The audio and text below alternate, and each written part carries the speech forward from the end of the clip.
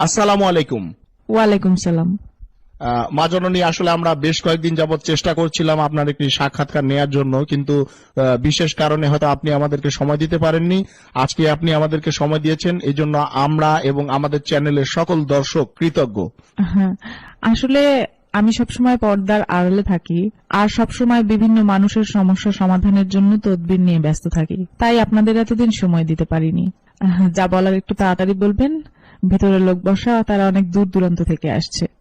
মা জননী, আমরা বিভিন্ন গণমাধ্যম এবং লোকমুখে জানতে পেরেছি যে আপনার অনেক অলৌকিক ক্ষমতা রয়েছে, যা দিয়ে আপনি লোকেদের তদবির দেন এবং বিভিন্ন সমস্যার সমাধান করেন। এই ক্ষমতা আপনি কোথায় থেকে পেলেন বা কিভাবে পেলেন, যদি আমাদের দর্শকদের জন্য একটু বলতেন।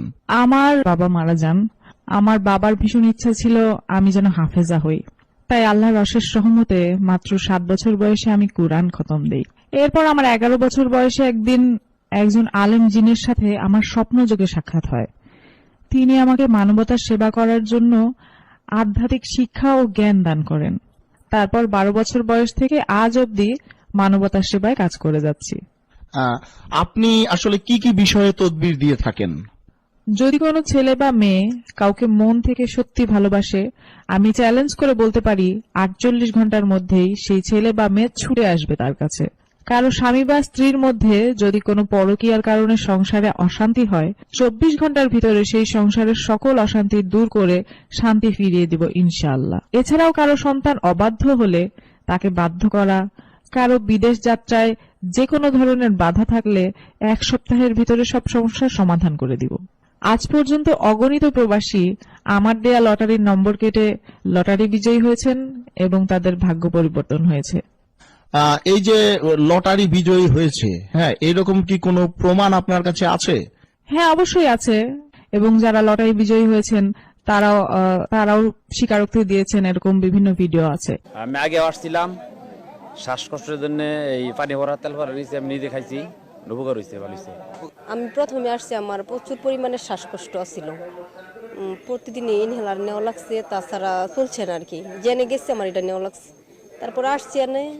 আসার পর থেকেই মানে গত সপ্তাহে আসছি, আজকে শুক্রবার, 1 সপ্তাহের মধ্যে ইনশাল্লাহ আমার ভালোই লাগতেছে। একজন আমার প্রতিবেশী আর কি অনেক অসুস্থ ছিল, বাচ্চা অনেক দীর্ঘদিন যাবৎ। হ্যাঁ, মনে করেন যে আগে তো একবারই অসুস্থ শোয়া অবস্থা ছিল, এখন বসতে পারে আর কি। তো এই ধরনের আরো 2-3 জন আসছে আর কি, যার কারণে আমরা আসছে এখানে ওই সন্তানদের জন্য। সমস্যা ভালোই বলে গেছে। আমি ঠ্যাঙ্গার ব্যথা আর কোমরের ব্যথা প্রথমে আছি।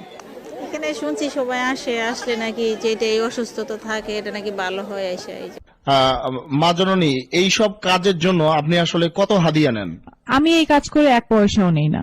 তবে কাজে সফল হলে কেউ কিছু হাদিয়া দিতে চাইলে আমার একটি এতিমখানা আছে, সেই এতিম বাচ্চাদের যে যার সামর্থ্য অনুযায়ী হাদিয়া দিতে পারবেন। আসলে অনেকে দেশে আছে, কেউ বিদেশে আছে, সবাই তো আর সরাসরি আপনার দরবারে এসে আপনার সাক্ষাৎ করতে পারবে না।